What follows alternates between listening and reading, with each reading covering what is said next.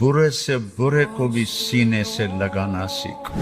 پھر میرے نام کے ساتھ مولانا لگا ہوا ہے اور کیا القاب لگے ہوئے ہیں، تو اس نے اپنے گھر ساتھ اپنے گھر بلا لے، اپنے گھر بلا لے۔ میرے باپ کو ایک دفعہ جو مل لیتا تھا نا، ساری زندگی یاد رکھتا تھا۔ محبت کرنا سیکھو، ہر مکتب فکر کے آدمی کو بازو پھیلا کے ملو۔ کہنے لگا تھوڑے کو لاویدہ ہے، تھوڑا منہ ایدے ہوندا ہے، مصافہ ایدے کر دے ہو، ساڈا سارا مزہ ہی مک جاندا ہے۔ قیامت کے دن کے قاضی نہ بنو۔ تجھے کیوں فکر ہے اے گل دلے صد چاک بلبل کی، تو اپنے پیرہن کے چاک تو پہلے رفو کر۔ برے سے برے کو بھی سینے سے لگانا سیکھو۔ پھر میرے نام کے ساتھ مولانا لگا ہوا ہے اور برے کو بھی سینے سے لگانا سیکھو۔ جب میں تلمبے میں طوائفوں میں کام کیا تو صرف بیٹی کہنے پر وہ رونے لگتی تھی کہ جی سانو تو ساڑے پیو کدی بیٹی نہیں آکھیا، تسی سانو بیٹی آندے۔ وہ طوائفوں کا چودھری وہ اور اپنی بیوی کے ساتھ کچھ سوال لے کر آیا تھا، تو ڈیرے میں بیٹھا تھا، تو مجھے ملازم نے بتایا، میں نے کہا اس کو اندر بلا لو۔ تو میں نے میاں بیوی کو اندر بلایا اور جو سامنے ہمارا برآمدہ ہے اس میں بٹھایا، وہ اسی پر ہی روئے جا رہا۔ تو ساڑھے جانو گھر سد لے، ساڑھے جانو گھر بلا لے، ساڑھے جانو گھر بلا لے۔ اسی پر ہی وہ اتنا گر رہا تھا کہ ان کو تو کوئی قریب سے نہیں گزرنے دیتا۔ پھر میرے نام کے ساتھ مولانا لگا ہوا ہے اور کیا القاب لگے ہوئے ہیں، تو اس نے اپنے گھر ساتھ اپنے گھر بلا لے، اپنے گھر بلا لے۔ وہ جو میں نے ان کی مدد کی وہ ان کو تھوڑی نظر آئی، اور جو میں نے ان کو عزت دے کے گھر بلایا وہ ان کو بہت زیادہ نظر آیا۔ عزت دینا سیکھو، برے سے برے کو بھی عزت دینا سیکھو، محبت کرنا سیکھو، ہر مکتب فکر کے آدمی کو بازو پھیلا کے ملو۔ میرے باپ کو ایک دفعہ جو مل لیتا تھا نا، ساری زندگی یاد رکھتا تھا۔ تو ان کی عادت تھی وہ ایسے ملتے، آؤ بھائی آؤ بھائی آؤ۔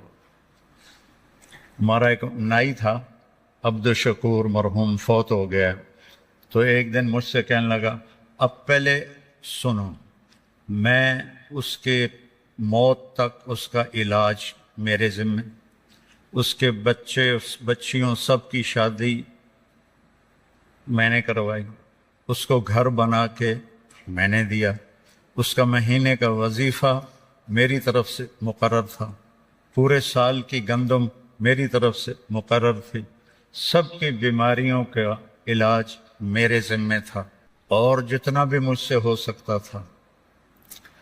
مجھے کہتا ہے مولانا صاحب تھوڑے دیرے آون دی ہن چس مک گئی، تھوڑے دیرے آپ کے دیرے میں آنے کا مزہ ختم ہو گیا ہے۔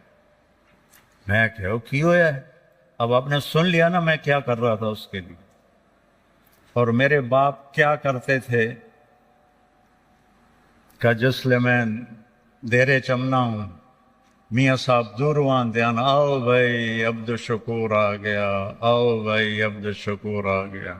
وہ بشیر وہ ہمارا کچن کا ملازم تھا ڈیرے کا، اگر صبح کا ٹائم ہوتا تو کہتے جا 2 بندیاں دا ناشتہ لے کے آ، وہ کھاتا بہت تھا۔ دوپہر کا وقت ہوتا تو کہتے 2 بندیاں دی روٹی لے کے آ، کہ وہ ماشاءاللہ کھانے کا بادشاہ تھا۔ میرے باپ کی اتنی خدمت تھی، روٹی کھلا دینا اور یوں ملنا، آؤ بھائی۔ وہ کوئی بڑا آ جائے ذمہ دار یا کوئی یہ نائی تھا بیچارہ، آؤ بھائی عبد الشکور۔ کہنے لگا تھوڑے کو لاویدہ ہے، تھوڑا منہ ایدے ہوندا ہے، مصافہ ایدے کر دے ہو، ساڈا سارا مزہ ہی مک جاندا ہے۔ میں کہا تیری بیڑی تر جاوے، جڑی میں تیری انج خدمت کرنا وہ تینوں یاد کوئی نہیں، کہ وہ تو ٹھیک ہے پر جڑا تساں این کر کے مل دے ہو نا، یہ ساری چس مک جانتی۔ تو ابتسام کا فی وجہ اخی کا صدقہ، مسکرا کے ملو، ہنس کے ملو، کوئی ہو، بریلوی ہو، دیوبندی ہو، شیعہ ہو، سنی ہو، مماتی ہو، حیاتی ہو، سلفی ہو، ایسے आओ जी, जन्नत दोज़ख का फैसला तुमने करना है, ईमान पे मरने ना मरने का फैसला तुमने करना है, ये तो अल्लाह ने करना है। मन काना आखिर कलामिही ला इलाहा इल्लल्लाह दखल अल जन्नह। और कितने लोग हैं जो जिंदगी भर गफलत में गुजारी लेकिन मरते हुए कलमा पढ़ते हुए दुनिया से गए। तो अल्लाह ना बनो, क़यामत के दिन के काजी ना बनो, ये जन्नती है, ये दोस्ती है, ये ऐसा है, ये वैसा है। नहीं, तुझे क्यों फिक्र है ए गुल दिले सद चाक बुलबुल की, तो अपने पैरहन के चाक तो पहले रफू कर ले। नबी की मेहनत अपनी ज़ात से शुरू होती है, तहरीकों की मेहनत दूसरों पर शुरू होती है। ये ऐसे हैं, इनको ऐसे कर दो, ये ऐसे हैं, इनको ऐसे कर दो। और नबी कहता है वो उमिरतु अन अकून अव्वल मन अस्लम वला तकूनन्न मिनल मुशरिकीन। मेरा रब मुझे कह रहा है कि पहले मेरे नबी आप खुद मुस्लिम बन के दिखाएं और शिर्क से पाक होकर दिखाएं, आप मिसाल बने अपने आप को। तो तबलीग की मेहनत भी अपने आप को बनाने की मेहनत। मैं जब 1971 में निकला 3 चिले के लिए, तो ये दावत, भाई हम तो दीन सीखने के लिए निकले हैं, हम हिदायत पाने के लिए निकले हैं। तो ये एक नबी की मेहनत शुरू ही अपनी ज़ात से होती है। कुरान की तिलावत को अपनी ज़िंदगी का मामूल बनाओ और कुरान को तदब्बर से पढ़ना सीखो।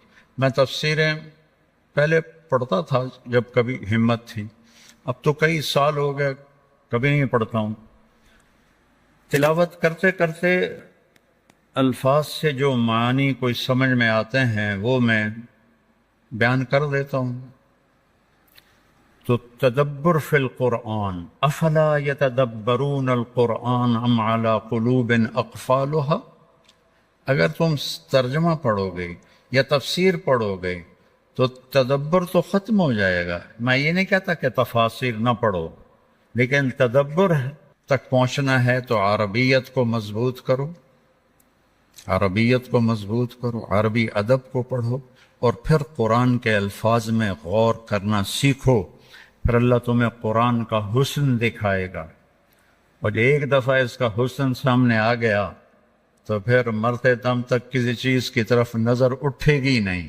हमारी तो बदकिस्मती है, हम उस अंधे की तरह हैं जो बाग में है लेकिन देख नहीं सकता, न गुंचे, न कलियां, न तितलियां, न बुलबुल, सिर्फ खड़ा हुआ फूलों की खुशबू सूंघ रहा है और उसे कुछ पता नहीं। आज के मदारस से निकलने वाले तलबा उलमा, उनकी मिसाल उस अंधे की है जो बाग में तो है पर उससे नज़र कुछ भी नहीं आ रहा। तो इसको 6 साल को आखिरी ना समझो, अपनी मेहनत को बढ़ाओ। सारी जिंदगी अरबी अदब, जो क़ससुल अरब जिसमें खूबसूरत ताबीरात हैं, इसका ज़ौक़ पैदा करो। इससे आपको बहुत फ़ायदा होगा कुरान के समझने में और सीखने में, और अपने नबी की सीरत को, जिसमें ये कैफ़ आमलहुम एक इब्दा है उस शख्स का कि आज तक किसी ने सीरत को इस तरह नहीं लिखा। मैंने सीरत की अल्लाह के फजल से बेशुमार किताबें नज़र से गुजरी हैं, लेकिन ऐसा किताब मैंने कोई नहीं देखी। इसको अपने मुताले का हिस्सा बनाओ। तुम्हारी शादियां होंगी तो अपनी बीवी के साथ हुस्न सलूक करो।